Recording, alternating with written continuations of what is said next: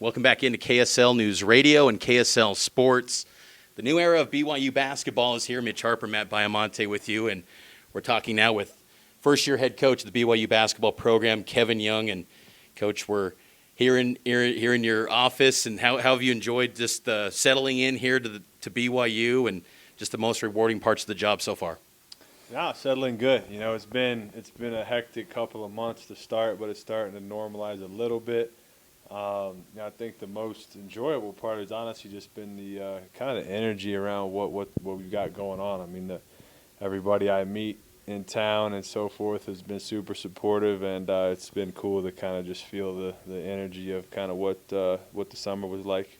Several months ago, you take the job, and then you got to re-recruit some players and fill in the roster, and now that's all done, and you've had summer workouts and practices. What do you feel like you know about this team before training camp here in a few weeks? Yeah, just the thing that stood out far and away is just the competitive nature of the group. You know, it's been very intense. Guys are getting after it, and that's, I think all the coaches have kind of, that's something we've all kind of taken note of. Has your vision for this job, when you were planning about how you would run an operation, whether it's pro or college, and then when you got this BYU job, has the vision executed exactly the way you envisioned, or has it been better than expected? I mean, in terms of the vision of how I wanted, an operation that I'm kind of in charge of to run, I mean, it's been on par with what I want to do, and I give Brian Santiago a lot of credit for kind of helping me sort of lay the foundation with the staff hires and so forth. We've created several new positions that they haven't had here in the past. They've, not just him, but Tom as well. I mean, everyone's been extremely supportive with that. And, I thought we did a good job of going out and getting people that fit with the roles that we want to kind of lay out. So from that standpoint, things have been really good. You bring up the staff. Are you done on that front as far as for year one, as far as all the support staff, everything that you need in place for this first year? Yeah, we just finalized kind of our last GA, actually last two GAs. That'll come out soon, and then we got one more support role that we're looking to fill. We're on a dietitian. Once that gets filled, we'll be locked and loaded. When BYU was courting you and you were going through the interview process with them, I imagine you brought it up like, hey, this is how I would want to do it. Were you surprised at all at BYU's reaction to this? Just, this is not radical is not the right word, Kevin, but this is a change from the way things have been done in the past. Were you surprised that they're like, absolutely, we're down with your vision of what BYU basketball can be? I don't know if I would say surprised. I mean, I truth be told, I don't know if I would have taken a job if I felt like I couldn't come in here and have the support to do it the way I wanted to. Not from like, hey, this is what me or the highway. Not right. That. I don't mean it that way. I just mean I felt really confident that this school and this community and the supporters want this place to be great. I felt that way, a long time ago when I lived here. I got a brother that stayed in this community forever, and I would always kind of ask him certain questions, knowing that possibly someday this might come up, right? And so I felt like I had a good understanding of the level of support, like I said, both internally with the school, but then also externally in the community and some of the donors and so forth. So, I mean, people want this place to be great, and I think, we're tapping into that quite a bit. You bring up the donors.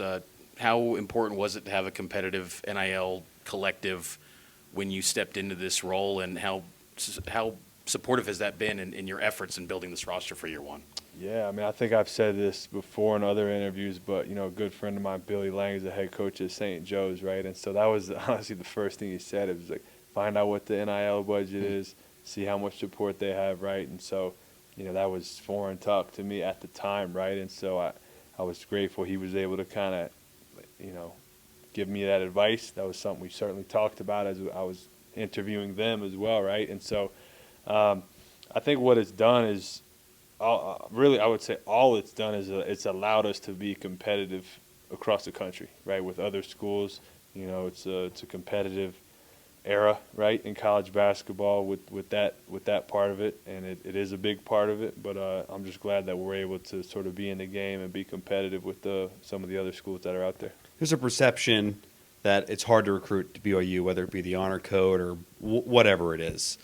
How has recruiting been for you your first couple months here as the head coach?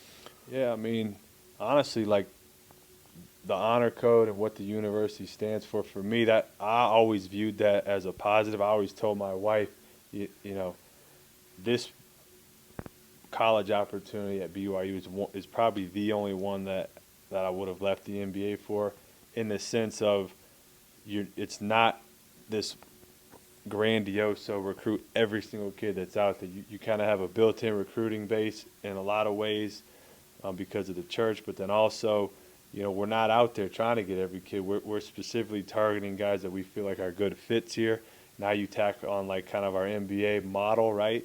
You know, if guys want to dive into that, we feel like those guys are going to be good enough to help us win college basketball games, and then we're going to be able to help them transition into the NBA. So that's been kind of a winning formula for us. But, you know, the honor code and stuff like that, you know, I can't really think. Maybe one recruit that we were really deep in with, you know, went a different direction because of that. But I think we've done a good job of streamlining who we're targeting, knowing that, you know, there's not every guy. We're not going to want every guy, you know, because of that. So it really has been a non-issue for us. How much have you enjoyed the, you know, when you did go to like the summer events and recruiting? I know you can't get into specific names or whatnot, but just going to those events, representing the stretch Y on your quarter zips or polo shirts, and just, you know, being in those environments and, you know, talking to some high-profile prospects. Yeah, you know, it's cool. You know, it's cool to see, you know, some higher-end guys, you know, recognize kind of this could be a good place for them, whether that was guys we got to come this year, guys we're talking about for future years. So those events have been great. Those really, from a learning perspective, to kind of get a landscape of, you know, tiers, right? Like what do the best players look like? What do these guys look like, and so forth. So it was really good for me to watch film and then get out and see it, right? Especially, you know, looking at international guys too. How do you compare those guys to some of the best domestic guys? So this whole summer, honestly, has been a learning experience, and that would be a big one for me. And to follow up on that, when you bring up tiers, this roster feels like it's got kind of the best of all worlds, where you've got the veterans with Dallin Hall and Richie Saunders and Foose, and then you got these high-profile, you know, maybe first-round NBA draft picks potentially. Just maybe speak to the roster construction and how this all came together for year one for you. Yeah, I mean, I think, you know, we came into it, and I felt like there was always a formula, right, of this place specifically. You know, you mentioned guys like Dallin or Richie, you know, guys who are, you know, older, you know, kind of give you some stability, right? And then what can you supplement that with, right? Can you supplement with young talent, like you said? Can you supplement that with, you know, the transfer portal or whatnot? You know, we felt like we didn't want to get too young, we didn't want to get too old, we didn't want to get too much upside or not enough upside. We were trying to really get a blend, and so you know, hopefully that ends up meaning we can win a lot of games. You know, we'll see on that front, but we do like the blend of guys we have. Speaking of Dallin and Richie, those guys were fan favorites last year. BYU fans love those two. How were you able to get them back? You know, they were sought after by other teams. What do you remember about that recruitment to get them to come back and play for you? I mean, it feels like 3 years ago at this point, but you know, it was a lot of the same stuff in terms of you know, what we talked about with Jaeger and Cannon in terms of the model, how's it going to look. You know, those two guys specifically asked me really two questions: how are you going to help me get better, and who am I going to be playing with? They wanted to win. Who are we going to get that can help us win? And so, you know, we found some common ground with, I think, the first part of it, with how I felt like I could help them get better, what their role was going to look like on our team, and then you know, kind of allowing them to see, okay, these are some of the level of guys we're going to try to go get the team up with you. Dallin's a point guard. I imagine he'll still be the point guard. Where does Richie fit in? How do you view him on this year's team? He's a baller. He's just a guy you can put out there. You know, I don't really get caught up in, you know, 1s, 2s, 3s, and 4s, to be quite frank about it. Just get good players that know how to play, that can dribble, pass, and shoot, and that's kind of how our system's sort of constructed. I want him to be aggressive. I mean, I think I've challenged him. One thing him and I talked about a lot when I was recruiting him to come back was, can he be a guy that can guard the other team's best player? Like, can that be his calling card along with, what he can do offensively and how hard he plays? And so, he's done that early on. He's made shots. He's gotten to the rim. He's guarded. He's tough as nails. So it'll be hard to keep him off the court. Do you have any mantras or maybe slogans for the identity of this program that you want? Is there something in this program that you want the players to kind of live by in this program? Yeah, I mean, I'm like anti-cliche guy, to be honest with you. That. But I just think, if we were talking about that earlier with the staff. I mean, two things that come to mind are just unselfishness and toughness. And I think if you have those two things, you give yourself a chance no matter what you're going to do, right? And so those can mean different things based on what you're emphasizing, right, in terms of how you want to play. But those are things that are probably the most on my mind. When you bring up those characteristics, my instant thought, and I haven't seen him play a game in person, but just watching his highlights is Jaeger. I mean, is that a fair assessment that kind of embodies his style of play? Yeah, I mean, you hear the term like, oh, that kid knows how to play, right? Like, we want to get guys that know how to play. And what does that mean? Like, again, I always go back to, like, dribble, pass, and shoot. It sounds simple, right? But not everyone can do that. He can do all three of those things. He's a guy that guys like to play with because he enjoys passing. And he's so unique because he's so big. He can make a lot of passes that other guys can't, right? So that's an easy pitch as it relates to, recruiting other guys to play with him. And then as practice kind of unfolds, he's a guy that, you want to be on his team. After you were hired in April, how quick did you get in touch with his camp to really get the ball rolling to kind of build the blocks to come here to BYU? Yeah, no, pretty quick, honestly. It was not trying to be funny. That whole time period was a whirlwind, to be honest with you, as far as what was going on. But, we knew we had to make quick work of playing catch-up on the recruiting trail. But he was one of the first guys we reached out to.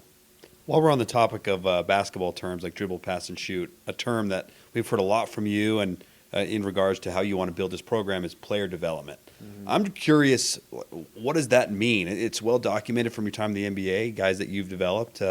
Recent one, Grayson Allen, signs a nice deal with the Suns. But what does player development mean, and how will you implement that here at BYU? It's a great question, and one I've asked many times when I was in the NBA. Like, okay, because it's a cliche term. I just said I hate cliches, but it is. So how do you define it, though? I think is the point, right? And so, for me, it's very multi-layered. Like what we're doing with player development here is we have a player development team, right, led by Jordan Brady. He's the director.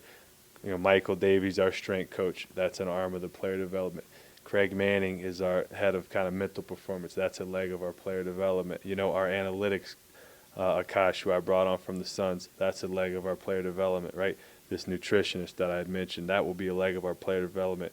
Our coaching staff, that's a leg of our player development. And then our GAs, who I mentioned, are kind of our on-court guys. So it's a multi-layered attack to it. I love the fact that I was able to get a dedicated guy in Jordan that can make sure all those arms are coming together, right? And then lastly, just the style of play. Like you mentioned Grayson, right? That's one thing I learned in the G League back in the day when I was coaching there.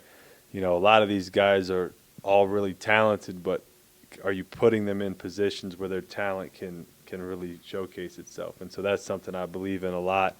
Grayson was a product of that, I think, in a system he played in Phoenix, and I think there's a lot that goes into it.